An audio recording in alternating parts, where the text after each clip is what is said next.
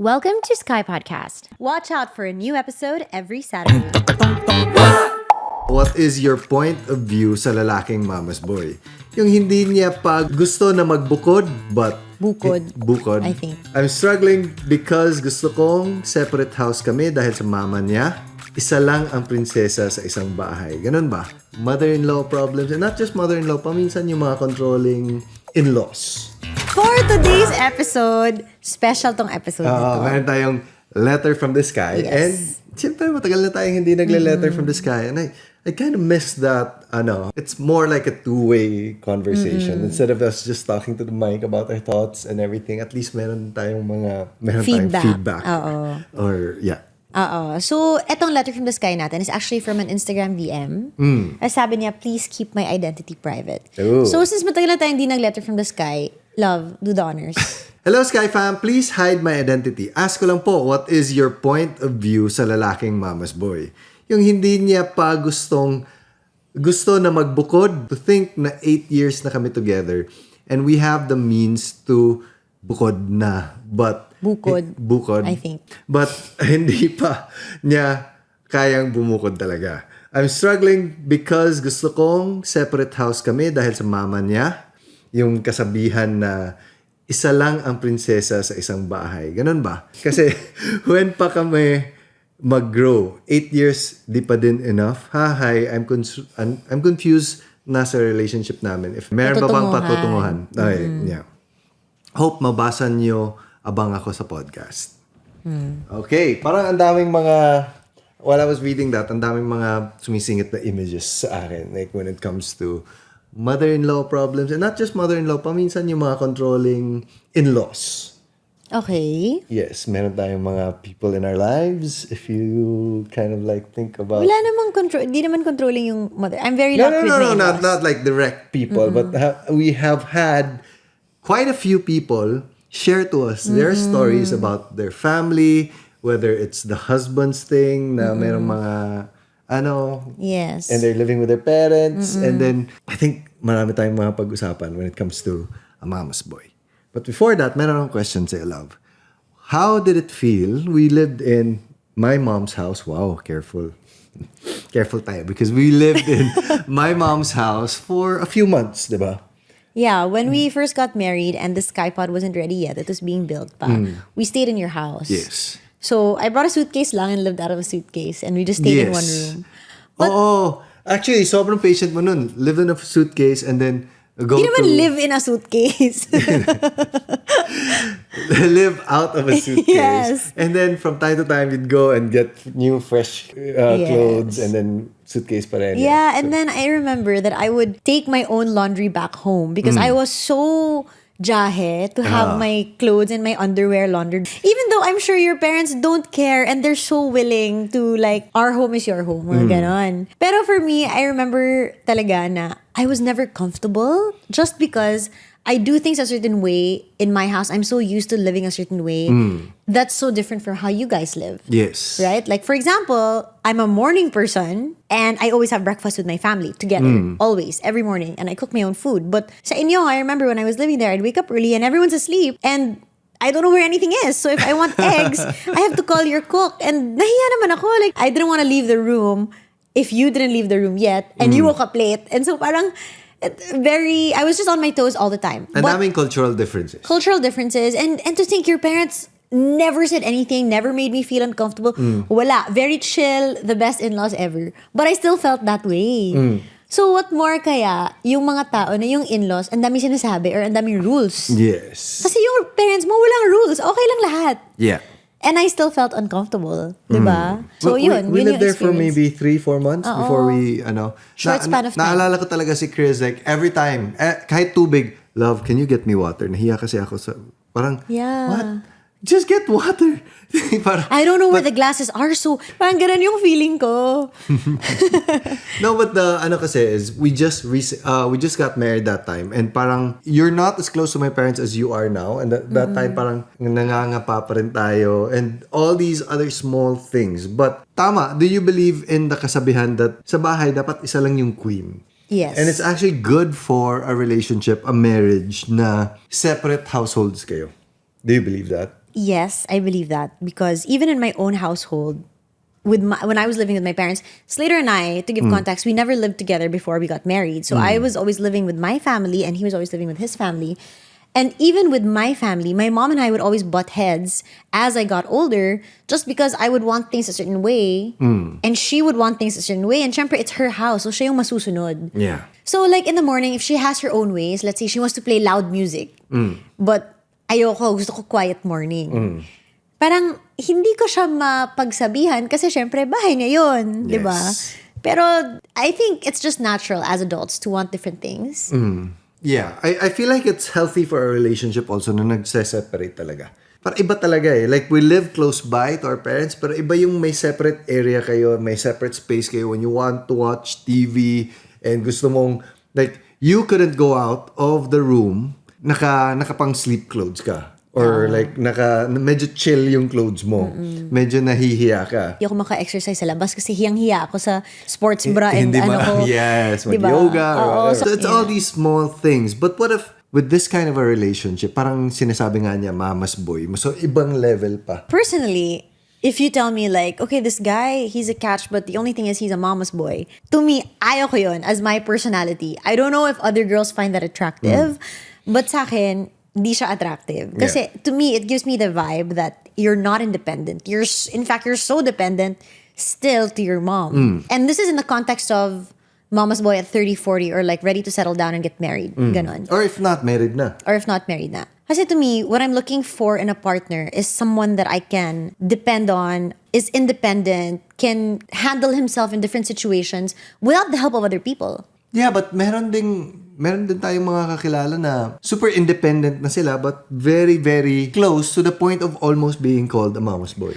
I don't know what you are thinking when you say mama's boy, but to me, it's like an inappropriate relationship na. I'm okay with a partner that is close to the mom. In fact, I like that.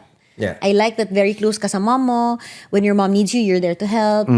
Okay ako dun. I find that very attractive actually because it just goes to show that you know how to take care of the people that you love. But if it's inappropriate na, yung tipong lahat ng problema mo sa asawa, sinishare mo sa mom, tapos yung advice niya, yun isasabi mo sa wife mo. Parang feeling ko, at a certain point in your life, when you're 30s or 40s, dapat kailangan mo mag-isip on your own na. Gets mo? Or, di ko alam kung touchy subject siya, but this is just personal sa akin na I would rather solve, kunyari may issues tayong dalawa, na tayo lang. Huwag mo na i-share sa ibang tao.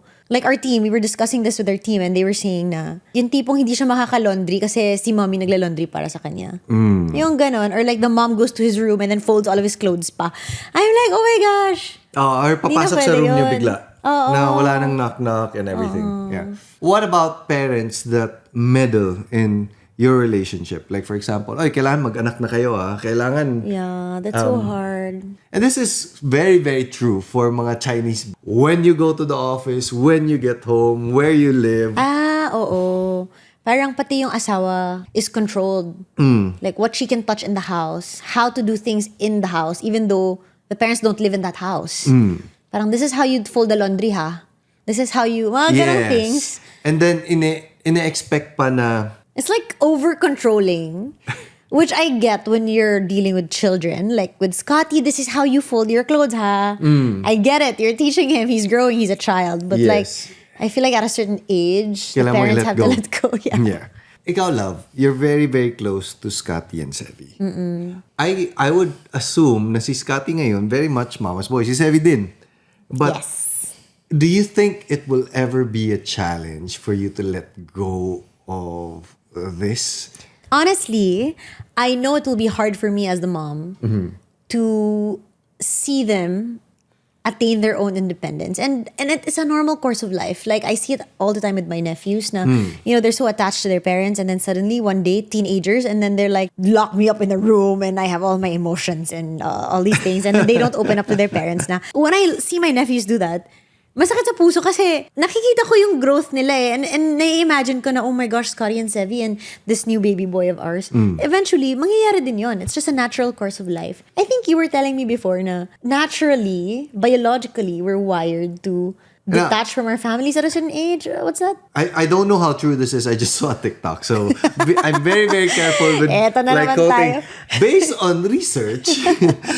Based on TikTok. Based on Okay, TikTok, go. may sinabi nila na pag nagpu-puberty na daw yung bata, automatic yun, nagre-rebelde. Because that's a time in nature na parang pag nasa tribe pa tayo, parang gusto ng nature na lumabas ka sa tribe mo. Na you're not super dependent on your parents. Para you try to explore other avenues and you meet your parang partner. Oo, parang So, yan. iwas incest, di ba? In the To past. iwas incest. Yes, parang ganyan. So, knowing that, I know naturally, mangyayari talaga yon sa lahat ng pamilya. And yes, masakit sa akin na mangyayari yon. Kasi gusto ko, syempre, as their parent, na love ko sila. I want them to be attached to me all the time. But I know that what's best for them is not necessarily what's easiest for me. Yeah. So, even though masakit sa akin na i-let go sila, alam ko that's what I have to do to make them the best possible boys that they can be. Kunyari, I always tell you, love, when they're 25, max na yon, ipapa-move out ko talaga sila. Kahit sobrang sakit yun sa akin. But I will ask them to move out, live on their own. At anytime naman, they can come back home. Naiiyak na nga ako. I was just about to say, tingnan natin. No, because I know when I was growing up and my parents didn't give me that independence that I really wanted. Oh my God, what? It's the hormones. It's my child inside my belly saying, Mom, don't let me move out. No, and then, parang okay, when I was growing up, I was the youngest, sobrang sheltered. And then my dad suddenly, with some miracle, sent me to Paris to live on my own when I was 18. And to me, I was like, what the hell is going on? Like, this is what I've been asking for my whole life, like to be independent. And then bigla kang pinayagan. And I grew so much as a person in just those few months that I was alone. Yeah. Na wala si mommy, wala si daddy, ako lahat. Grabe yung growth ko na parang, like, feeling ko nag-age ako ng 10 years, ganon. And then, when I went to college and I lived on my own again, the same thing happened to me. And then, after college, some of my friends had moved out. And I could see the difference that my friend who lived on her own, parang paano siya nag-grow, paano siya nag-mature, compared sa mga friends ko na hindi, or sa akin na hindi ako nag-move out, diba? So, as a guy, ako, when I met you, what really attracted me to you was your independence and your ability to, parang feeling ko, I'm so safe with you because no matter where or what situation you find yourself in, kaya mo mag-thrive. Yes. So, and I feel like it's also part of me moving out, like working in Manila and stuff. Yeah. Oo. So parang it's easiest to stay in your bubble and to stay in your comforts and to be a mama's boy. And for the mom, it's easiest to keep them in your bubble, to keep them safe. But that's not necessarily what's best for them. Yes. Oo. And how much more na parang if there's growth in an individual leaving the nest, how much more if it's like a couple, na parang the letter sender na tayo, we grew a lot when lumipat kami sa Skypod kasi andun na yung nakikita natin, okay, we have to be more frugal with our expenses kasi malaki palang gastos. And then we kind of learn how to maintain the house. Marami pang mga other things when it comes to our relationship na nag-grow tayo. Like, we kind of like set up a system na, okay, love, ikaw bahala sa grocery. Kasi hindi mo to may experience kung you're just depending on your parents. Kasi si mommy nag-grocery, etc., etc. Lalo na ngayon, may kids na tayo. Parang I always tell you, love, na grabe, no? Before, parang feeling ko I've made it. Kasi when I travel, and I traveled all the time in my 20s, feeling ko, oh my God, kaya ko naman mag-travel on my own. Parang okay na ako dito. Set na ako, financially stable. Hindi ko na-realize na it's because I never paid for rent. I never paid for my grocery. Like, all of these things, I only paid for my bills sa phone. Yeah. That's it. Pero now that Slater and I have moved together and then all of our expenses we kind of have to do together, household, daming expenses. Di ba, lagi na lang ako, I became so frugal all of a sudden. Relatively, we spent a bigger portion of our income when we were single. Yes. And ngayon, when we were living with our parents. Oo, mas magastos syempre, but yung for ourselves, mas relatively, mas maliit siya. Yeah, like before, okay, I'll reward myself. Ngayon, may deal ako, tuition. Okay, gatas. Alam mo yun? Like, it's sobrang different na. And I feel like that made me grow as well as a person. And in fact, I remember my OB told me, wow, like when you became a mom, you changed. Because, syempre, when I first met her, I was newlywed. Sobrang arte, still am. But at that time, parang, me. It's all me. Then it became, me and Slater. Oh, ganun. And then now, it's suddenly like, ako na yung last prio. So, mag-grow ka talaga as a person when you're more independent. Yes. There are definitely advantage, I think, to like living with the parents. Pero parang, I think there's a lot more conflict. I think also that this doesn't encompass all relationships. Yes. Kasi kami ni Slater, yung personality namin, super independent. Yeah. And even to each other, like ayaw namin mag-meddle isa't isa in our businesses, di ba? So we want to do our own thing. Now, I was just thinking, sino yung kaibigan natin na sabi niya, I love living with my in-laws? Yeah, so that's what I'm trying to get Meron at. meron. Madami akong kilala. Yeah. Na parang, yes, to some people, it's okay to live with parents kasi gusto nila chill yung life nila. Eh di okay. So parang our experience works for us, but it's not a one-size-fits-all for everybody else. Yeah, kasi parang sinabi pa nga na, okay, at least pag magde-date kami, iwan namin yung kids, andun naman. And then, maganda yung relationship with our kids kasi, with the lolas and the kids kasi palagi sila nagkikita. So, it's not a one-size-fits-all. Yeah. Pero mabalik tayo sa Mama's Boy. I thought of this question kanina and I forgot to ask. Would you control Scott or Sevi or whoever or si Little Cute? We call baby number 3 Little Cute, according to Scotty. When it comes to their relationships, their choice of girlfriends, nag-aaway kasi kami ng parents ko when it comes to my choice of girlfriends. Ikaw muna mag-share ng experience mo. No, parang, pinaparinig talaga niya sa akin if ayaw niya or okay. And usually, tama siya. 90% of the time, hindi naman. But 90% of the time, ayaw talaga niya. Pinapa-feel niya sa'yo. Sinasabi talaga. Hindi mo pa nga na-meet eh. Hindi mo nga kilala eh. You just heard of like what she does or... My question is, do you see yourself meddling with relationships? Sa ngayon, at sana matupad ko, no, even though super ayoko yung girl, I will not meddle until I really have to. Na parang yung lahat na nagsasabi na pagsabihin mo na yung anak mo, please. Yung ganun level. Or like, may ginawa yung girl na sobrang hindi talaga okay. Pero kung parang, okay, he's just dating around, a few weeks pa lang, few months pa lang. Parang, even if hindi ko siya bet, I'll give her a chance. And then see. Pero hindi ako magsasabi hanggat kailangan talaga. Or may nagtanong sa opinion ko. Because I don't wanna be that person. Like, nobody asked. But let's say, for example, si Scott, yung buhay ni Scott revolves around that girl na lang talaga. Or there's something that the girl does, like parang rubs you off the wrong way. Let's say, for example, like, bully siya sa anak ko, ganon. Something really bad. like you see Scott happy, but okay, under si Scott, let's say. Okay lang. Kung gusto niya maging under, di bahala siya. As long as, like, she's not affecting anybody, kung magastos siya, bahala siya. But as long as she's not affecting anybody in the negative, should be fine. I will watch this video when I'm older.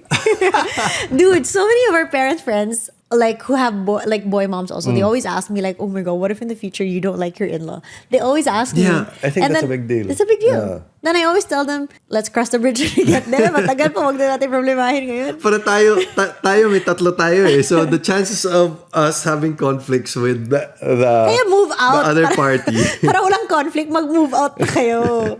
Pero alam mo, like a lot of people say na, oh, you have 3 kids, be warned already, like you're gonna have nosebleeds and broken bones, your house is gonna be a mess. But my brother-in-law, 7 silang magkapatid na puro boys. Sabi nila, never sila nag-away. And then I see it now. Okay naman sila. So may chance, may hope. Okay, this girl, kunin niya si Scott from wherever you are and the grandkids, yung kids ni Scott. And then like, okay, I really, really want to go somewhere else. I don't want to be in Cebu. Mag-migrate sila, gano'n. Kung kaligayahan nila yun. Ako nga nagsabi sa'yo, di ba? Okay lang sa akin mag-migrate sila. Sure. Pero tingnan natin. Okay, sige, okay lang.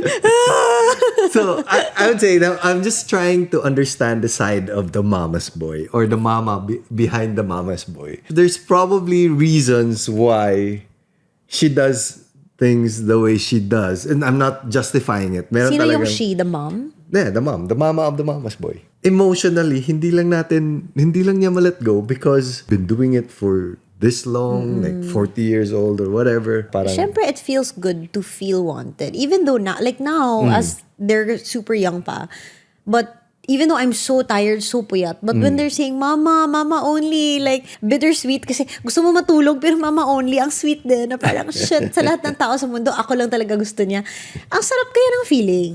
So, you can be so attached to that feeling, where it becomes detrimental, diba? It's a great feeling. It's the easy way out, I would say. But, you know, it's not always the best. Yeah. And I feel like if, for the letter sender, if the relationship is suffering because of that, I think it's time to sit down and have a very, very deep talk when it comes to solving that problem. With your partner muna. With your partner, of course. With your partner. I know a lot of people na parang hindi lang nila ma-let go pa rin yung relationship that they've had with the parent na parang super attached sila. But they were able to find like a middle ground. Hindi naman siya completely separate, pero merong mga agreements na lumipat na lang kayo malapit sa amin or Separate area sa house. yeah, or like, okay, this time frame, nagkikita tayo, or every Sunday, magkikita tayo. There's just that agreement, but I feel like kailangan talaga siya gawin. But it is not one size fits all because we know of people na okay talaga yung relationship nila na they're with the in-laws. Yeah, and even you loves. Sometimes it's a cultural thing. In the Philippines, we're not expected to move out until we get married. That's just the culture. And even you lived with your parents until before we got married. Yeah, or even my brother right now lives with my parents. Hindi naman sila mama's boy. Yeah. Pero siguro depende rin yun sa asawa. Like yung brother mo, the wife is very okay to live with a family. So, Yes. then it's one big happy family. Di naman like, pero ikaw, since iba yung personality mo. Thing. Yeah. Sa brother ko and his wife, ang ginawa nila, they have a separate section of the house and they do their own thing there. So I think that helps it also, which could is be helpful. a nice compromise. Yes. If the person I feel is very mama's boy na and sanay na siya and he actually likes that, mayroon lang talagang compromise. Naintindihan na lang talaga natin na ganyan talaga yun. The mom or the dad will always be a part of their lives. Yeah, and vice versa. Like, first of all, speak to each other and let him know exactly what you told us and more. Kasi mag-usap kayo ng matindi. Mag-adjust ka sa kanya and siya din mag-adjust sa'yo. Kasi syempre, I'm assuming mag-asawa na kayo. Diba? Kailangan mo din bigyan yung asawa mo. Yeah. So, adjust lang.